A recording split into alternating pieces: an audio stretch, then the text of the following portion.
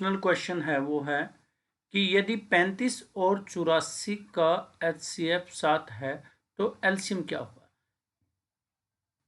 अगर हमारे पास दो संख्याएं हैं ए और बी, यदि उनकी गुणा कर दी जाए और उनके HCF गुणा एलसीएम कर दी जाए तो दोनों आंसर बराबर आते हैं। इसी प्रकार से अगर मैं 35 की गुणा 84 से कर देता हूं तो HCF 7 है 7 और एलसीएम के साथ 7 की गुणा करने पर आंसर बराबर आएगा। यानी कि जो एलसीएम होगा हमारा वो क्या होगा, 35 गुणा 84 भाग 7, ये 5 पे कट जाएगा और 5 की 84 से मल्टीप्लाई करते हैं तो कितना आ जाएगा, 420 आ जाएगा। तो आंसर हमारा होगा 420। अब हमारे पास जो सेकंड पर्सन है वो कहता है कि निम्नलिखित में से कौन सी अप्रिमेय संख्या नहीं होगी। देखिए प्यारे बच्चों, जहां हमें पता है कि प्रीमेय को अगर जोड़ दिया जाए या घटा दिया जाए अप्रीमेय में तो वो अप्रीमेय हो जाती है। इसी तरह परिमेय की गुणा अप्रीमेय से कर दी जाए अप्रीमेय होती है। परिमेय को भाग कर दो अप्रीमेय से या अप्रीमेय को भाग कर दो, भाग है ये, भाग कर दो परिमेय से, वो परिमेय जो जीरो नहीं है तो भी अप्रीमेय आता है। और यहां देखिए कि दो हमारे पास क्या है, परिमेय है और वर्गमूल 2 अपरिमेय, 5 परिमेय है। परिमेय अपरिमेय का जोड़ क्या होगा, अपरिमेय होगा। ये तो अपरिमेय होगी। वर्गमूल 3 भी अपरिमेय है और 3 परिमेय है, दोनों की घटा की तो भी अपरिमेय। अब वर्गमूल 9 है, जितनी भी वर्गमूल में संख्याएं हैं अगर वो यहां ए दे रखा है, अगर ए पूर्ण वर्ग नहीं है तो क्या होगा, वो अप्रिमेय संख्या होंगी। अगर ये पूर्ण वर्ग होगा तो वो परिमेय हो जाएगी। तो वर्गमूल 9 क्या है, 3 है और 3 + 2 5 हो जाएगा। ये क्या है, अप्रिमेय नहीं है।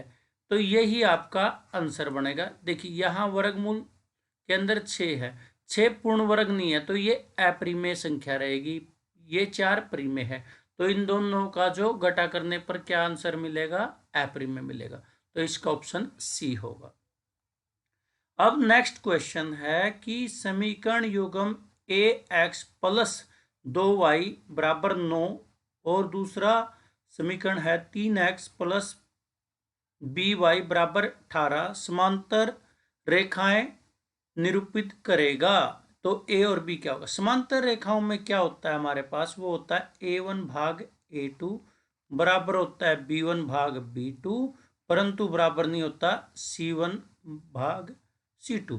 तो यहाँ a1 का कार्य कौन कर रहा है, a, तो a1 का कार्य a कर रहा है तो ये a लिखा जाएगा। a2 का कार्य कौन कर रहा है, 3, तो नीचे 3 लिखा जाएगा बराबर में। b1 का कार्य 2 करता हुआ नजर आ रहा है और b2 का कार्य कौन कर रहा है, b कर रहा है। तो यहां हमने संबंध ही निकालना है। देखिए अगर हम इनको सोल्व करेंगे, क्रॉस मल्टीप्लीकेशन करेंगे तो a की गुणा b से, 2 की गुणा 3 से 6 आ जाएगा। a की गुणा b से कितना आना चाहिए, 6 आना चाहिए, जो कि लास्ट ऑप्शन हमारा बनता है। 4 है वो क्या कहती है, शून्यंक -3 और 5 वाले बहुपदों की संख्या होगी।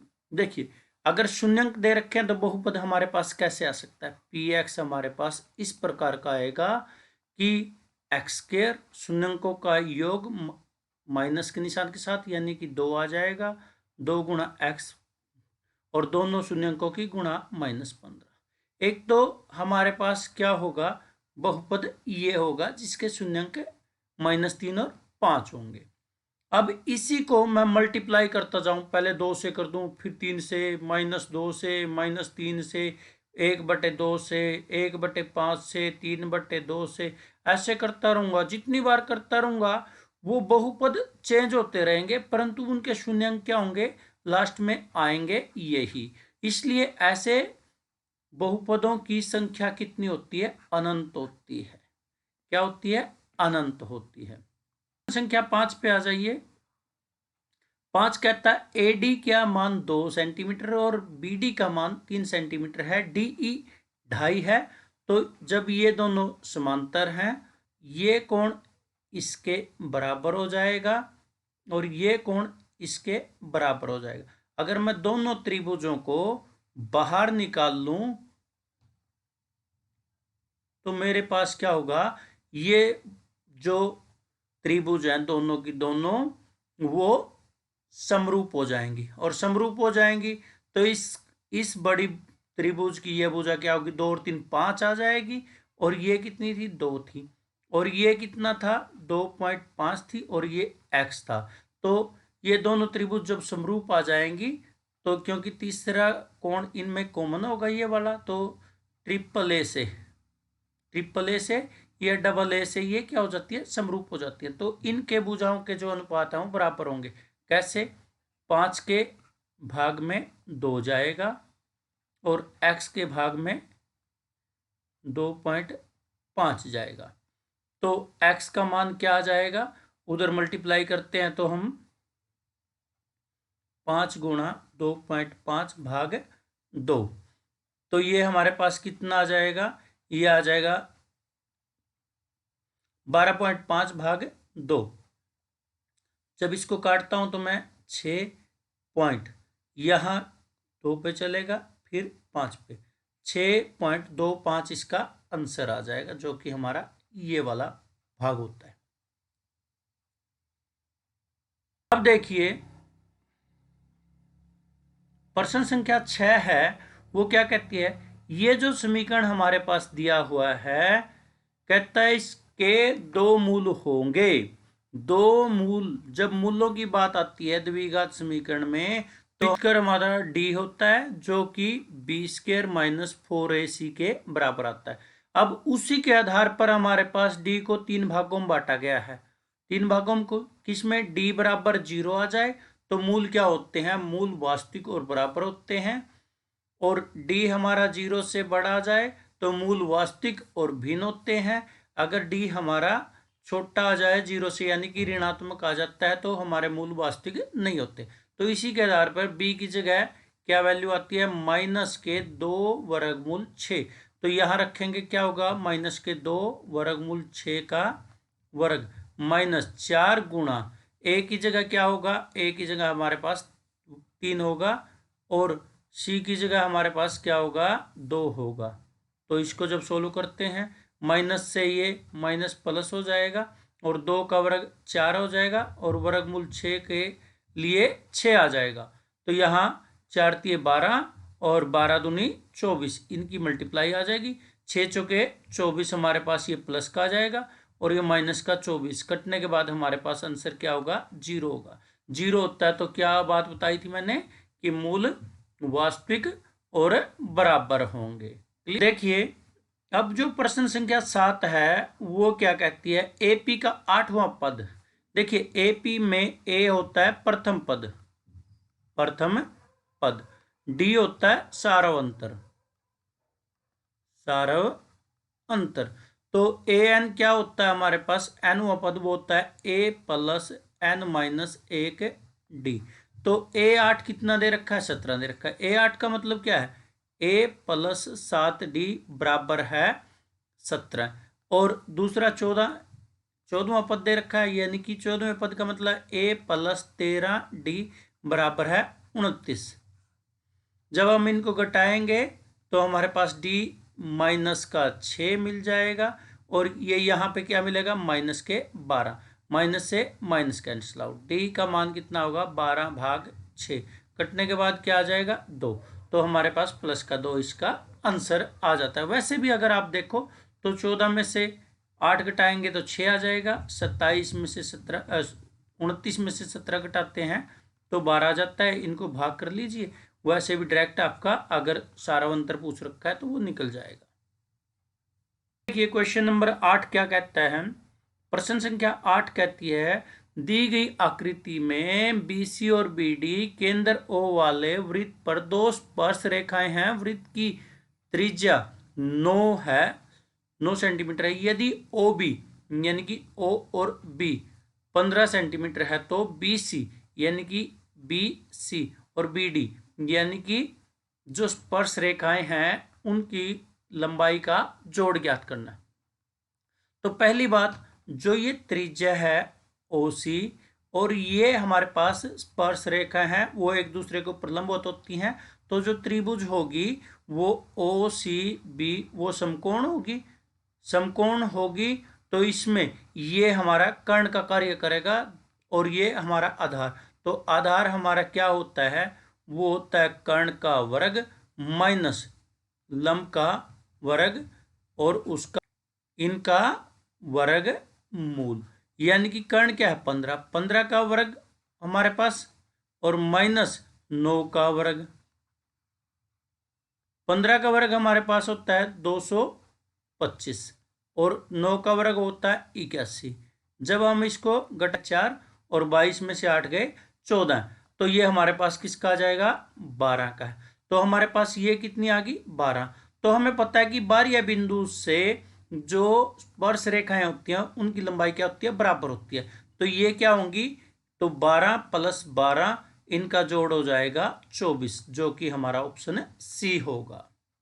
एक दीवार पर इस प्रकार टिकी है कि उसका ऊपरी सिरा दीवार के शिखर को छूता है। मान लीजिए ये दीवार है आपकी और यहां से जो सीढ़ी इस प्रकार से लगी हुई है इसके ऊपरी दीवार, तो सीढ़ी का निचला सिरा दीवार से 2 मीटर दूर है। ये कितना मीटर दूर है 2 मीटर दूर है। सीढ़ी भूमि के साथ 60 का डिग्री का जो कोण बनाती है, ये 60 डिग्री बनाती है। दीवार की ऊंचाई ज्ञात करनी है। देखिए सबसे पहले आपको पता होना चाहिए चैप्टर कौन सा है, 9 चैप्टर है त्रिकोणमिति के अनुप्रयोग वाला।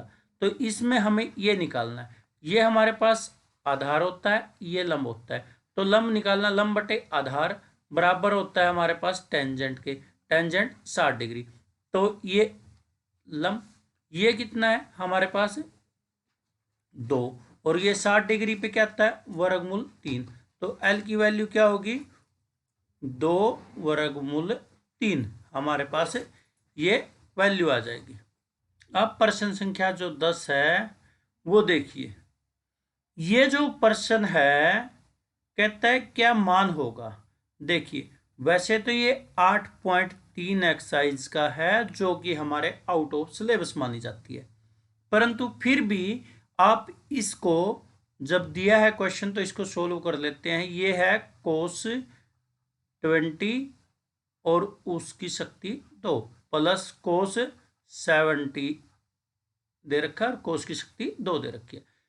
इसको मैं साइन में चेंज करता हूं तो हमारे पास क्या होगा, साइन होगा 90 - 20 फिर उसकी शक्ति 2 और प्लस cos स्क्वायर 70। अब ये आ जाएगा sine square 70 plus cos square 70। इन जब हम फॉर्मूला लगाते हैं ये आ जाता है फॉर्मूला हमारा sine square theta plus cos square theta = 1। तो इनका भी आंसर क्या होगा 1 आ जाएगा क्योंकि थीटा इन दोनों में सेम है। तो इसका आंसर हमारे पास डी होगा। हमारे पास प्रश्न संख्या जो है 11, ये कहता है 3 sin 30 - 4 sin की शक्ति 3 30 ज्ञात कीजिए क्या होगा।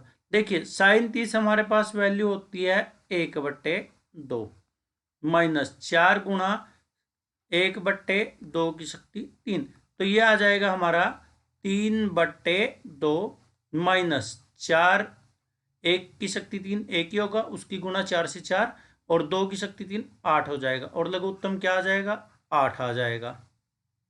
लघुत्तम हमारा 8 आ जाएगा।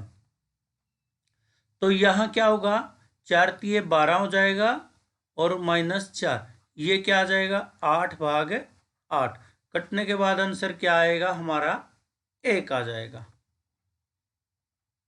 और 1 हमारा किस पर होता है, 1 हमारा होता है 90 डिग्री पे वैसे भी अगर 1 आ गया तो आपका, तो आप यहाँ से चेक कर सकते हो, साइन 60 वर्गमूल 3/2, साइन 90 पे 1 होता है, 0 हमारा आंसर नहीं आया। तो इसका मतलब क्या होगा, ये हमारा साइन 90 इसका मान होगा। संख्या 12 है, कहता है कि 2 कोस 1 बराबर क्या होगा, थीटा का मान। देखिए जो कोस थीटा है वो आ जाएगा 1/2, क्योंकि 2 गुणा में है तो भाग में चला जाएगा। तो ये कोस किस पे मान आता है, ये आता है कोस 60 डिग्री पे, कोस 60 डिग्री पे। तो इसका मतलब थीटा को थीटा से देखेंगे तो 60 वैल्यू आ जाती है। 13 क्या कहती है कि बिंदु ए और बी के बीच की दूरी निकालनी है। देखिए दूरी सूत्र आपको पता है, ए बी का क्या होता है, वो होता है वर्गमूल, पहले में से पहला घटाएंगे, -6 -0 उसका वर्ग प्लस का निशान, 2 में से 6 घटाएंगे, अब ये आ जाएगा -6, 0 तो घटेगा, -6, माइनस का कोई फर्क नहीं पड़ता क्योंकि वर्गमूल है तो ये 36 हो जाएगा। 2 में से 6 घटाएंगे तो -4, -4 का वर्ग 16 आ जाता है। जब इसको हम टोटल को ऐड करते हैं तो 52 आ जाएगा। 52 को हम 4 गुणा 13 लिख सकते हैं, और 4 का जो वर्गमूल होता है वो 2 होता है, 4 वर्गमूल क्या होता है 2 आ जाएगा, और ये 13 बच जाएगा।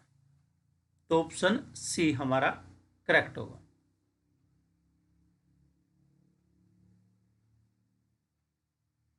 प्रश्न संख्या 14 क्या कहता है, एक थैले में 3 लाल, 5 काली और 4 सफेद गेंदे हैं, कुल गेंदे कितनी है 9 और 3 12। तो हमारे पास थैले में से एक गेंद यादृच्छा निकाली गई है, निकाली गई गेंद काली होने की, काली गेंदे कितनी है 5, और कुल गेंदे कितनी है हमारे पास 12, तो 5/12 इसका आंसर आ जाएगा। इसको डायरेक्ट आप कर सकते हो। अगर वो सफेद गेंद की पूछता है तो 4/12, लाल गेंद की पूछता है तो 3/12 काट के आंसर आ जाएगा। अब प्रश्न संख्या जो 15 है, इसमें काफी बच्चे पजल होते हैं। इसमें कुछ बातें याद करने की हैं। पहली तो ऋणात्मक दिखे तो काट दो, ऋणात्मक नहीं दिखना चाहिए। भिन्न में अगर अंश बड़ा और अर छोटा, अगर ये बड़ा दिखे तो भी काट दो। प्रतिशत में 100 से ज्यादा दिखे तो काट दो। अगर ये आपको पता है 3 बातें, तो आपका भिन्न वाला कभी गलत नहीं होगा, जिसमें प्रायिकता नहीं है पूछा जाए तो। अगर दशमलव वाले में यहां दशमलव के बाद 1 मिले या 1 से बड़ा, और इस साइड हमारे पास 0 को छोड़ के कुछ भी लिखा हो, तो हमारे पास क्या होगा, वो भी काट देना। देखिए यहाँ 0 है चलेगा, ऊपर 7 है, नीचे 0.01 है, ये ऊपर वाला बड़ा हो गया, काट दीजिए। यहां 1 से बड़ा नजर नहीं आ रहा, तो पीछे पॉइंटों में कुछ भी हो, ऊपर वाला क्या है छोटा है, क्योंकि पॉइंट वाला छोटा होता है, बिन पॉइंट वाला ये बड़ा है। तो इसका मतलब क्या होगा, बी हमारा करेक्ट आंसर है। प्रश्न संख्या 16 क्या कहती है, एक बर्तन जो एक लंब वृत्तीय बेलन के आकार का है, आयतन दे रखा है, उसका क्या दे रखा है 567 पाई सेंटीमीटर क्यूबिक, इसकी ऊंचाई h दे रखी है, तो त्रिज्या ज्ञात करनी। देखिए जो बेलन का आयतन होता है वो होता है πr²h, वो जिस किसके बराबर दे रखा है 567 पाई, इसका मतलब पाई से तो पाई कट गया। अब r²h की वैल्यू 7 दे रखी है, जो कि 567 से, यानी कि r² क्या होगा 567 को 7 से मल्टीप्लाई डिवाइड करेंगे तो क्या हो जाएगा 81, और आप जानते हो r क्या होगा वर्गमूल 81 के बराबर होगा, तो 81 का वर्गमूल से बाहर निकल के आंसर क्या आता है 9 आता है, तो आप इसमें 9 आंसर ढूंढ लेंगे। क्या 17, यदि किसी सांख्यिकी आंकड़ों जिनमें n पद है, देखिए n पद है कि प्रत्येक पद को 2 कम कर दिया जाए तो आंकड़ों का माध्य क्या होगा। देखिए इसमें क्या होता है, आप सिंपल सा एग्जांपल लेके चल पड़ते हो, कुछ भी उसमें 2 घटा घटा के देख सकते हो, या जोड़ जोड़ के देख सकते हो, गुणा करके भी देख सकते हो, तो आपको आपका आंसर मिल जाएगा। यदि यहां कम किया है तो माध्य क्या होता है, कम हो जाता है। अधिक अधिक किया है तो अधिक हो जाता है, तो ये क्या होगा, कम हो जाएगा। अब यहां देख सकते हो 5 लिया, 9 लिया, 7 लिया, तो 3 के लिए ही कर लेते हैं। तीनों का जोड़ क्या होगा, ये आ जाएगा 16, 21 को इससे भाग किया तो क्या आ गया 7।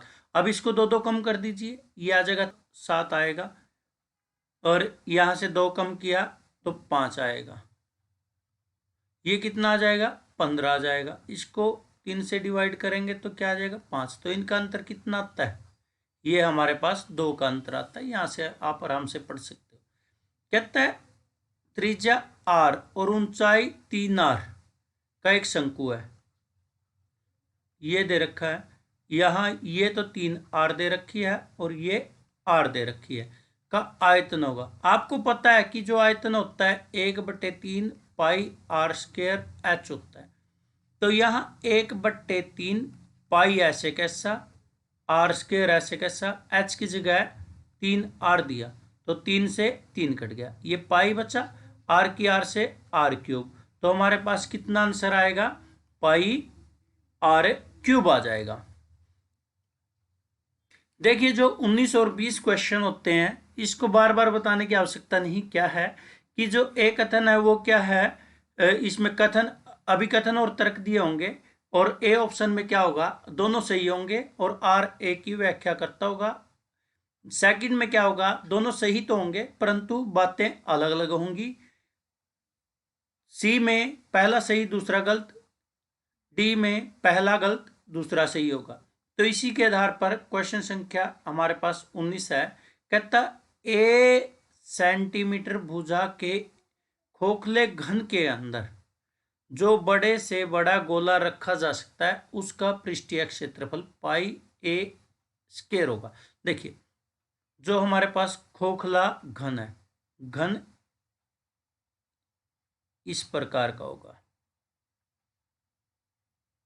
इसके अंदर जो बड़े से बड़ा गोला रखा जाएगा, जो उसका व्यास होगा वो क्या होगा, इस भुजा के बराबर होगा। यानी कि जो गोले का व्यास होगा, गोले का व्यास क्या होगा, भुजा के बराबर होगा। और भुजा कितनी है, यानी कि 2r किसके बराबर होगा, a के। r की वैल्यू क्या होगी, a/2। तो गोले की जो त्रिज्या होगी वो भुजा के भाग 2 होगी। तो अब रखा गया उसका पृष्ठीय क्षेत्रफल। पृष्ठीय क्षेत्रफल होता है 4 पाई r स्क्वायर गोले का, तो 4 वृत्तों के बराबर होता है। तो यह क्या होगा, 4 पाई, r की जगह क्या वैल्यू आएगी, a/2। तो 4 पाई a स्क्वायर और भाग में 2 का स्क्वायर 4, 4 से 4 कट जाएगा, क्या मिलेगा, पाई a स्क्वायर। तो ये बात सही है सेंटीमीटर में। अब कहता है त्रिज्या r वाले एक गोले का जो पृष्ठीय क्षेत्रफल होता है वो होता है 4/3 पाई r क्यूब। देखिए पहली बात तो ये पृष्ठीय क्षेत्रफल नहीं है, ये है आयतन, और यहां शक्ति 3 से भी पता चलता है। तो ये बात तो गलत है, ये ठीक है। तो आपका मतलब पहला सही दूसरा गलत, ये हमारा यहां ऑप्शन आ जाता है। 20 क्या कहता है, 2 सिक्के एक साथ उछालने पर कोई पट न आने की प्रायिकता क्या होगी, 1/4। देखिए 2 सिक्के उछालते हैं तो उसके जो घटनाएं आ सकती है, दोनों एच आ सकते हैं, हेड आ सकते हैं, एक हेड एक टेल, या पहले टेल फिर हेड आ सकता है, या दोनों टेल आ सकते हैं। अब ये कहता है कोई पट, चित का मतलब हेड होता है और पट का मतलब टेल, यानी कि इन तीनों में तो क्या आई हुई है, टेल आई हुई है। कितना बचा, एक एक, और टोटल कितने हैं, 4। ये तो बात सही है। आगे कहता है एक घटना ई की प्रायिकता क्या होगी, 0 और 1 के बीच में होगी। ये तो सत्य बात कही है, परंतु इसका इसके साथ कोई लिंक नहीं बना। इसका सिक्कों के साथ, उछालने के साथ कोई लिंक नहीं है। ये तो जाहिर सी बात है कि जो प्रायिकता होगी वो हमारी 0 और 1 के बीच में ही रहेगी, उससे बाहर नहीं जाएगी। परंतु इसके साथ ही इसको निकालने में इसका कोई सहयोग नहीं है। इसका मतलब क्या है कि दोनों सही तो हैं, परंतु बातें विपरीत हैं, इनका कोई तर्क नहीं है। क्लियर है?